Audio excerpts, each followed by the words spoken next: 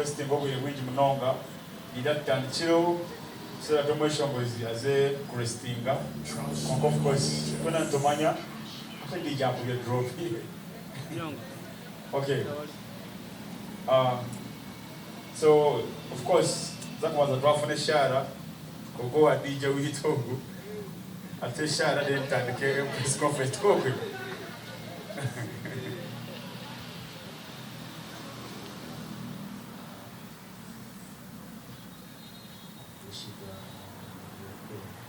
TV presenters, radio presenters, influencers, bloggers, and of course one of the biggest DJs here Genovera Kutua Mbarara ne Uganda.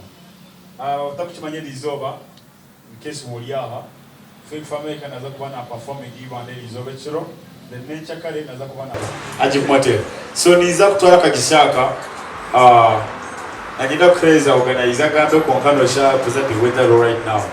So Fik when abantu bagala okumanya amanyo gayine ncha nerero oba bakuvuze ne bakuba binya docha ina man abantu basubire ki kwa Agip Motel of course nabali mutula babali live ku TV eyibanda basubire ki kozi jaga tukole mango babuze ibibuzo then ogenda umuleko abantu basubire ki kimanyi toli mu bisagala nyo kwogera naye tuwe kukabo utono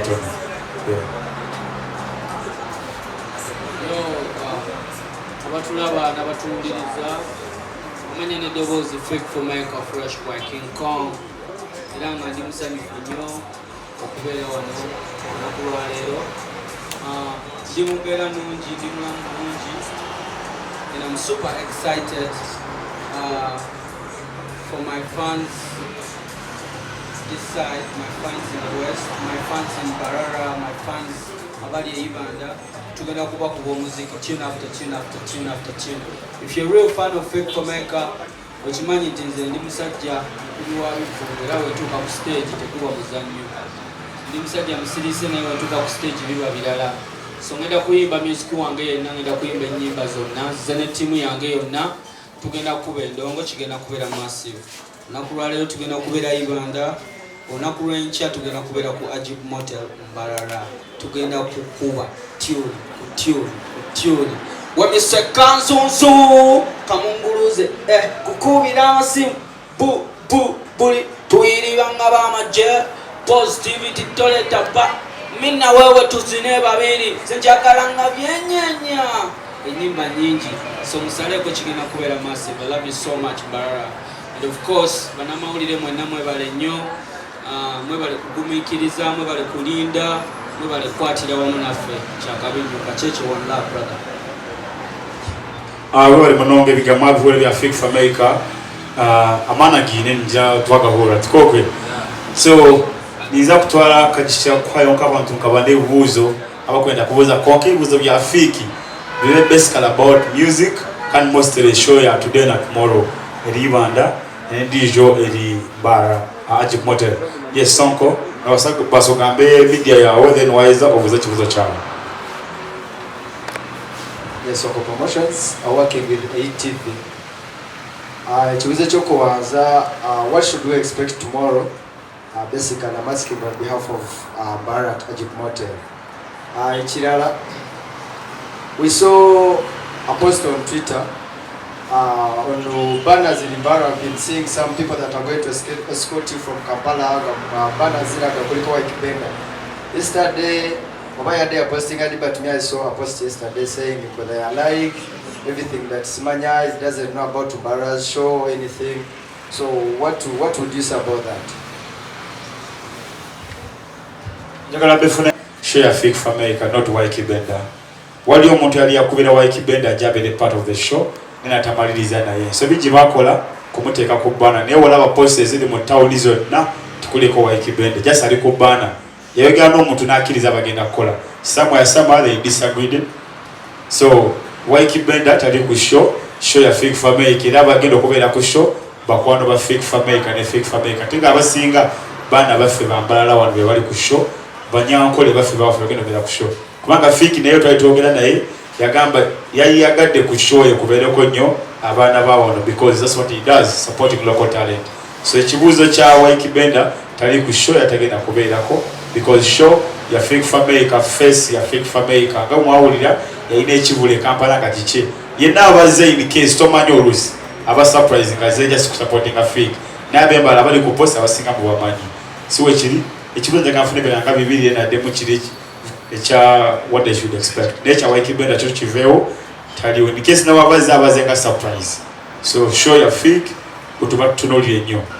What should the fans expect? Nkakonyeko lwakuba munange siri mulungi nnyo mu kwogera, nze ndi mulungi nnyo mu kukola,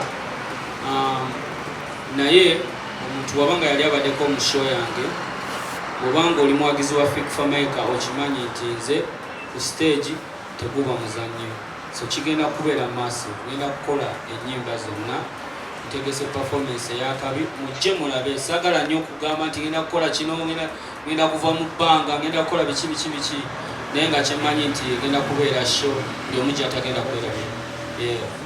And then about collaborating with a Western artist, this is something I'm thinking about.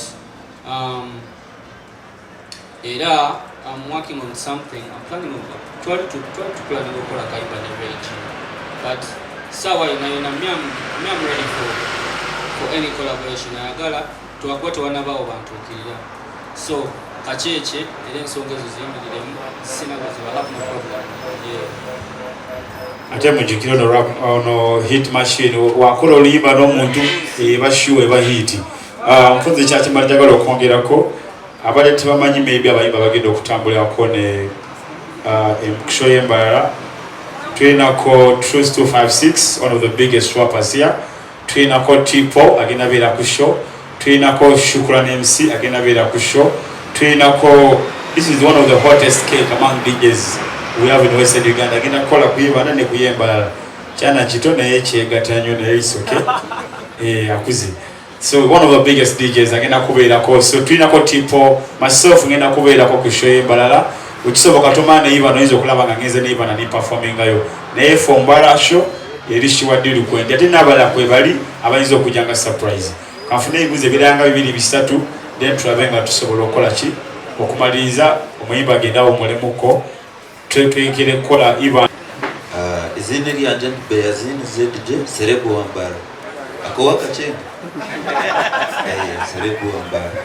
I work with NKORE Media TV era the blogger new echokubanza kyabyona we forgive you for delaying, we forgive you twakusasira. I've been here since morning, man, and I'm here as your fan. I'm your fan regardless. I've been in organization of this one era katoke tikabadde munyo naye lwakuba twagala Fik twagambye we tuli muro. First of all, we want to inquire from, I think, Kachacha, this goes to you. Abantu bano abasindika abali pushinga show no abari muni bakutupushing their entrance tomorrow, who will be in charge. Echakandi life city kapera life is takapera ukensaka kawako. Our bloggers na influencers, I think nzapota ganaono omulimwe atwe list yanyu tuwahereze tag so man in case amulyango bataka abatega nzakufuna n'omuntu ndijo witu Wambara. Of course show ya Fik abajira mbita ba kampana bana bitu bo, so tubakuza kuba hard time wija amulyango. Of course abene bakora show bakujipusha kantu bamanya na nabali of course ntubamanya. So basically tomorrow wija tusakufuna list yanyu basakona biya amazina ganyu. Then we generally bakataga no time. So before you're going to enter the mostly media, bloggers, influencers, and onliners. Chidu wanoguza. Life is yo, life is what you make it. Zenasala kukuba hit. Wamma kacheche sakate ndongo. Bayaye bajibara ku street. Yo, sexy ladies shake it. All them fine girls they like it. Cause in Mbarara city, parties in my city. Elanza soka police. But life is city. The life is city. Yeah, man. Okay, I think I'm going to end with two questions here. then we can call it a day.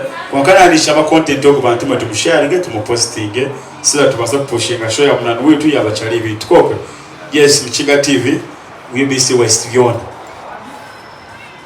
Chichi, my name is MC from UBC West Uganda and Mchinga TV. Chenja galo umanya, naza kututera live bandi ninga naza kututera from the CDs. And then another thing is ekintu cha time chirichita. Banzo chiganda yejo. No buzana za kweshonga live bandi ninga CD. Then time na yashazinga stage. Stage ojako sawa meka tunaimba lava tugenda kuba kine kifike tusingo kwagala kikubo kiti. Chona chichiri. Zeshama iti shege na kubera yakabi. Jagala omuntu aje alabe. I want someone to come and witness. I don't want sagala kwogera buli kimwe kigenda okubera okushonti. Ngoye nina kwambala za ready, nina kuimbira ku stage ngefanana bweti, nina kuimbira ku live, nina sonjagala abantu baje berabireko. Then ekirala ngenda kubera ku stage all enough so buli omu nsaba busabi akereko. Because nina kusula Mbarara. Ngenda kuyimba imanda nkomewo ngenda kubeera Mbarara the whole day tomorrow. So ngenda kuba nize bantu kujja then tulinye stage. Influence. Yamukwateko. Jangu. Agenda tula okumpi na yeye. Abera okumpi na yeye chema itagenda sobola agapera ku mabaliko nyingi. Newa na. Tafei aya. Ebyo byayagala. Tine Kampala wana agenda kusasula. Omutemede pass. Okay, so kamfune buzo bibiri tubaza kutere bishana Fiki tubisharinge tumekaza kumura. Okay, Kansala man. Kansala Amo 256 Western Uganda Media TV. Fik Fameica twashemera mnongo kureba nabanishaba enjeritwa amarobwire konde ndeyitwa funeji nemara kupushinga ebivu ekivureki na necha nchakara na nisho mshatu mureka genda humuraze kwetereza tugereze kuhandika content nicho cyena ningamba chokecho kwagala enkola ya kizungu nyo ebintu byangu yanga tobiruisa so kati tugenda kiza ibuzo binabyo nakyo tugenda okola funa photo moment funa ebifani bitonotono ne Fiki tumalekage nakolechi awo mole nenga sina kumala ngenda kusima sotela simabale munonga kumana mutupostinga twali wa Spice Dana ne batupostinga mwebale nyo management ya sotelas attendos of course ne kano kaiso buli Sunday ne rhythm selector twera on the biggest night called Bucket Sunday atoro walero waliwo DJ Alberto. So one of us in Makiri, we generally go to DJ Alberto, is one of our biggest DJs here. What's good, my people? It's the freshest cigar on town, King Kong, or the NKORE Media TV. You already know what I want. Mbarara, King Kong. Pull up tomorrow. Pull up.